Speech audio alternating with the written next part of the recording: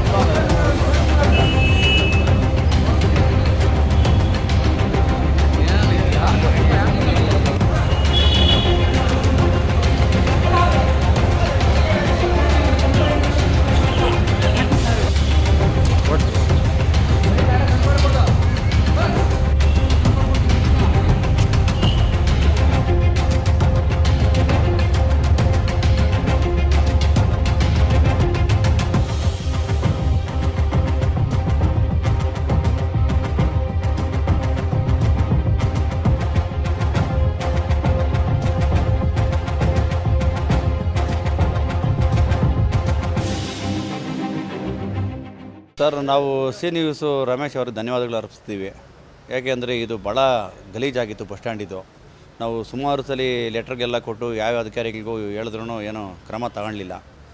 ನಿನ್ನೆ ಮಧ್ಯಾಹ್ನ C news Ramesh ಅವರಿಗೆ ಹೇಳಿದಾಗ ಬಂದು ಎಲ್ಲ ವಿಡಿಯೋ ಮಾಡಿ ರಾತ್ರಿನೂ ಬಂದಿದ್ದರು.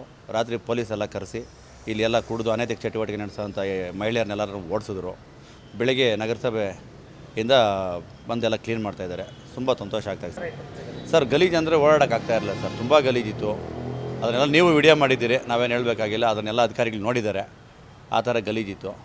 ಮೊದಲನೇದಾಗಿ ಚಿಕ್ಕಬಳ್ಳಾಪುರ ಈ ಸಿ ನ್ಯೂಸ್ ಅವ್ರಿಗೆ ಧನ್ಯವಾದಗಳು ಅರ್ಪಿಸ್ತೀವಿ. ನಾವು ಅವ್ರಿಗೆ 3 ದಿನ ಮುಂದೆ ನಾವು ಕಂಪ್ಲೇಂಟ್ ಮಾಡಿದ್ವಿ. ಇಲ್ಲಿ ಚಿಕ್ಕಬಳ್ಳಾಪುರ ನಗರಸಭೆ ಹಳೆ ಬಸ್ ನಿಲ್ದಾಣದಲ್ಲಿ ನಾವು ವರ್ತಕರು ವ್ಯಾಪಾರ ಮಾಡೋರು.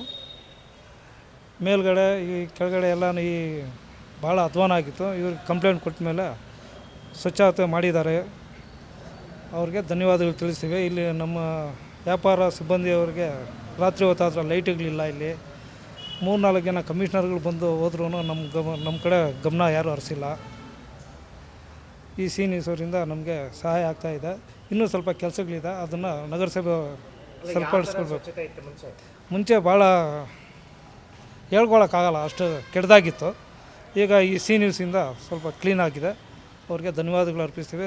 ನಗರಸಭೆ ಸಿಬ್ಬಂದಿಯವರು ಇದಕ್ಕೆ ಬಂದು ಸ್ವಲ್ಪ ಸ್ವಚ್ಛತೆಯಿಂದ ಕಾಪಾಡಿ ಇಲ್ಲಿ ಭಾಳ ಅನೈತಿಕ ಚಟುವಟಿಕೆಗಳು ನಡೀತಾ ಇದೆ, ಅದನ್ನು ಬಂದೋಬಸ್ತ್ ಮಾಡಬೇಕು ಪೊಲೀಸ್ ಮುಖಾಂತರ ಅಂತ ಕೇಳ್ಕೊತೀವಿ.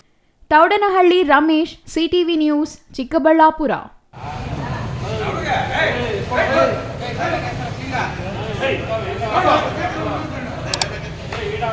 Hey!